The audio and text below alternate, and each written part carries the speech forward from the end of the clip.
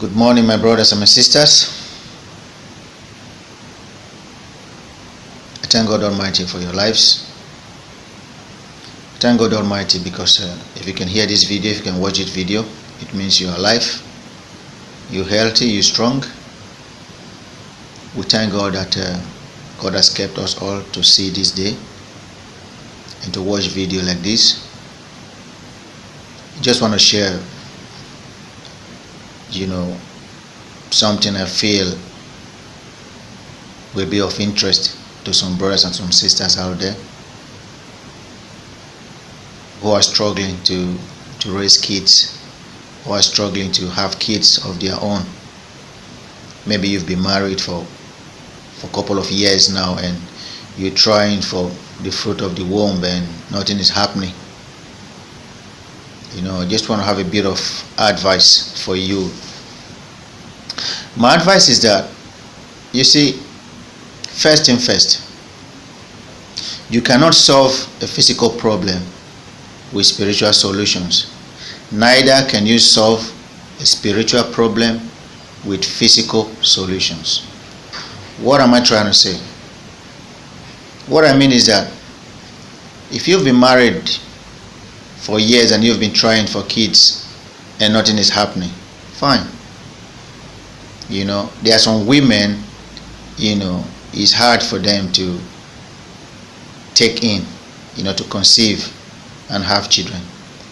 Some do take in, they conceive, and they suffer miscarriages. So many things can be leading to these occurrences. So I advise you, my sisters, if you're having problems like this, I advise you to go with your husband to fertility clinics. Go to specialists, gynecologists, who will check both of you to see if anything is wrong with your system, with your womb. Maybe your inside, your anatomy is too hot, and maybe the sperms, they are unable to travel through that fallopian tube, or maybe something is wrong with the semen or the sperm of the husband. So I encourage you to go for checkup and take the normal medications that will be given to you, or maybe special treatment that will be given to you. And it is not in all cases you run to the pastor, because I know that is our first point of call. You get married, you do all those big, it's your wedding day, anniversary, traditional celebration, traditional wedding here and there, and all your friends, the in-laws, the brothers of the husband, your own brothers, your family, they are like, it's 1 year now, it's 2 years now, it's 3 years now. Then they start calling, sister, what's happening now? Mama won't carry grandchild, and they start eating you. Then what our first point of call is to double our church attendance. Going to the pastor, this speaking is not coming. I don't know what's happening. There's going to be pressure now coming from my father-in-law, my mother-in-law, even my own parents now. They're like, what's happening? And to the man, they start putting pressure on you. Our picking, our child, what is happening now? We want to hear the cry of our grandchildren. We want to carry our grandchildren before we die. And if you are unwise yourself as the man, you now start putting pressure on the woman. Honey, what is happening now? Is there something you are not telling me?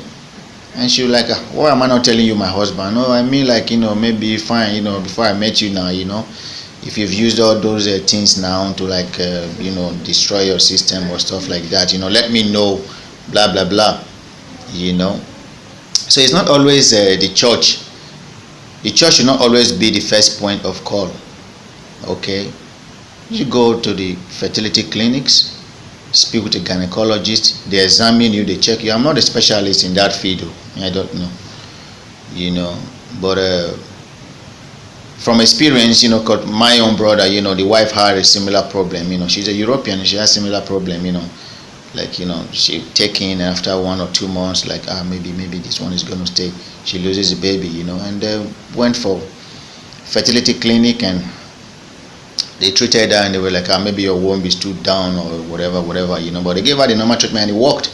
She has 3 kids now, and my brother want more kids, but she's like, no, that one don't do, that's enough. So as you hear this message, you know what I'm talking about. And if you're struggling with having a conception, speak out, talk to people. If you live in Ireland, you can ring me, and I have some numbers that I can give to you. You go and try it out and see if there's anything they can do for you. And if you live in other countries, you speak out, talk to people, and there are so many people there. We have so many brothers and sisters who works in the healthcare industry, in hospitals, in clinics, so they know where they'll be able to like send you to, and to get help. So the men, don't put pressure on your wives, because on the other hand, the problem might be coming from you. Because from experience, if when you were young, when we were doing all those kurukere, movement now in Nigeria now, maybe in Africa now, like, sleeping with 2-3 girls at the same time, in the same day, and then maybe you contract gonorrhea or syphilis or stuff like that untreated, and instead of going to the chemist or to the hospital, what we usually do then is like, look for, ask friends like, Baba, what's happening? And they're like, just take a lime with a potassium and those concoctions and drink it, and everything will be fine. But at the end of the day, they don't work, if you don't take proper penicillin or ampiclos or tetracycline injections or stuff like that to flush it. If those things, if they stay back, if they recede and they stay in your body untreated, those things can have effect, devastating effect on your sperm count or the quality of your sperm in the future. So when you are not trying for kids, you're trying for children, you can't make children, and you are blaming your wife. No, the blame should not always go to the wife. You check yourself as well. And if you check yourself and you see that maybe you have what we call a lazy sperm, and those sperm who don't even bother, you ejaculate them, they go there 1, 2, 3 seconds and they die out. Or if you have a very low sperm count, then there are treatments there for you to boost your sperm level, so that you'll be able to impregnate your wife. And also watch what you eat, both the men and the women. Watch what you eat. You understand?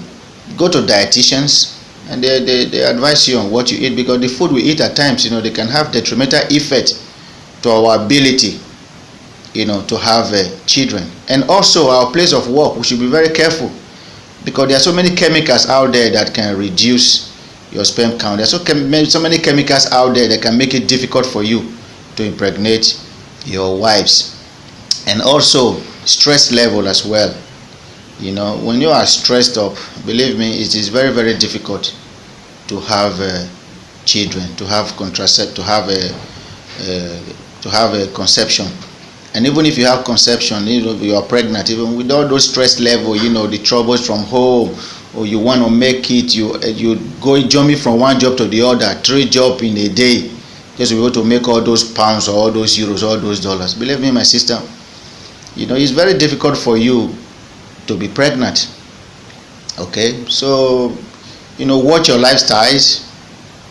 Just know that this money, at times, when you are pursuing this money, you pass the junction, you run past the junction where your money is, or where your wealth is, or whatever. So I encourage you, in the meantime, while you are trying all this help and praying and doing all those stuff, I encourage you to try adoption.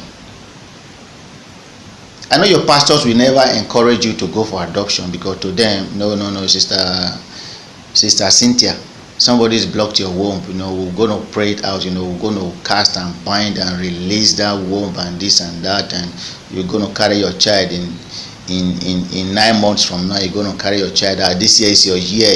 Just sow that seed and put the Lord to the test, and the God will surely give you your child. They come and they do all sort of things. You men, be very careful, because some of these pastors these days, their ministry is to impregnate church members' wives who are barren, whom their husband is having a problem with their sperm count. They call them in for sleepovers and like a fruit of the womb night vigil. They go there. If you are not careful, they tell your wife to drink holy water, and holy water laced with sedatives or laced with sleeping tablet and Valium and all those stuff, and they pass out, they sleep, and somebody go to sleep with your wife now just to prove that their ministry is strong and is powerful, and they tell the sister, what, the spirit is going to visit you around 12 midnight, just sleep, whatever you see in the next morning, keep it to yourself, and be prayerful, and I believe God is going to answer your prayer, not knowing that he's the one that is going to come in the night. Or some of the church members whom they are all involved in this syndicate, they drug your wives and they impregnate your wives. There's nothing that we have not heard going on in churches today. So the pastor will not encourage you to go for adoption, but I sincerely encourage those ones who are struggling, go for adoption. You understand? Believe me, the best service, the best offering or whatever you can do to God is to go and help those children, those fatherless and motherless babies, who are in various orphanage homes in Africa. Go for adoption. Adopt them. You understand? There's no taboo in adoption. You understand? We believe that when you adopt, people will come tomorrow to say, come, go and sit down. It's not we know that we know your story. When those children grow up, we know your story. Our brother is not your father, and our brother's wife is not your mother. Go and find your parents. Those taboos are gone. You adopt and everything is certified, and they take the child and train those children as your own children. You understand? Then, if in the future God blesses you with your own child, fine. If God doesn't bless you with your own child, those are children as well. You understand? Train them, show love and kindness to them. And those children will grow up tomorrow to reciprocate what you've done for them, and they will appreciate. You understand? So try adoption. You understand? There's nothing wrong. There's so many orphanage homes out there in Nigeria. You understand? In Africa, in all parts of the world. Go and try out for adoption. Get children of your own. Believe me, if you get the first one, within the next 6 months you go and get another one, because of the joy they bring. You understand? Those children, they show appreciation. And in the meantime, support orphanage homes in Africa. Those homeless, fatherless and motherless babies homes in Africa. Whenever people go home, try and visit some of them. A friend of mine came back from Nigeria the other day, and he brought a video and pictures of the orphanage home he went, and the little he could give to them. So it was really touching. You understand? Because our place now, if you have children, now if our people, they have children with Down syndrome, they will say, this mommy water picking, or this, that, they throw them away, and these God sent people who are, picking up these children, and, with the little resources they have, training these children. So support causes like that, and go and adopt for yourselves. While you wait for God to give you your own children. And it is sincerity, truthfulness is very, very important between the wife and the husband. Your history, your past that may be affecting your inability to conceive, inability to have children. Both you and the man, confide in each other. You are husband and wives, no secret. Confide in each other. Like me, I told my wife, when I was very young then, when I was very young then in Nigeria, there was in the morning a girlfriend of mine came, we played, we did Jangolova, and in the evening another one came, we tangled and we mingled as well. After about 3 days later, I was going to urinate, and I was having difficulty urinating. Called my cousin sister. I'm like, Sister Mabel, this is happening. And Sister Mabel said that urinate now. I was like, it's not coming out. And she said, like, are you feeling pain? And I said, yeah, I'm feeling some burning sensations. And she was like, oh, you don't carry gonorrhea, or you've been infected. with gonorrhea. I was like, yeah, what do I do now? Okay, I called a few friends. I went to a few friends. They were like, go and get lime, get potassium, just grind them together and drink them.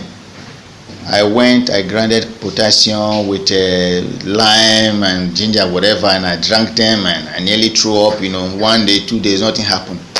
Couldn't urinate. Before I now went over to a friend of mine who was a chemist, and he was like, no, it's gonna be injection. So they placed me on about 7 days injections. Twice in the morning and in the evening. Like that before it cleared. So when I was like trying for a child, and it was like, it's not coming on time, I was like, then I was like,